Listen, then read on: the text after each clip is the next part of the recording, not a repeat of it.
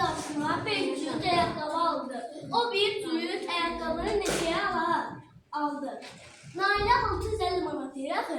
Yarısı dediyinə görə 650'ni böləcəyim 2'yə. İçini 2 çarpanda 26, 2 üçün 6, çıxıram 6. 0 qalır. 0 yazmır bura. 5'i gətirir aşağı. 2 üçün 4. Qalır 2 üçün 4 eləmədik. Qaldı bura 1. 0 burada qaldı. 0 üçün aşağı. 12'yə böləndə 55. 5 üçün 10. Çıxıram burada 10. 0'ı istər yazma. Mən yazmıram. 3 üçün 5. 5 süt ayakkabı aldı. 5 süt. 325'i de böləcəyik 5'e. 5'i 3'e bölmə olmur. 32'ni bölünür 5'e.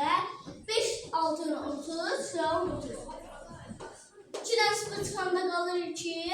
Bundan 0 çıxanda qalır 0. Burada 5'e qalır 5 qalır. 5 gətirək aşağı. 25'i 5'e bölündü. 25. Zal olur ilə 25. Bundan da çıxan 25. Qaz qırma yazalım. Zal olacaq 65. Düz oldu. Bəli.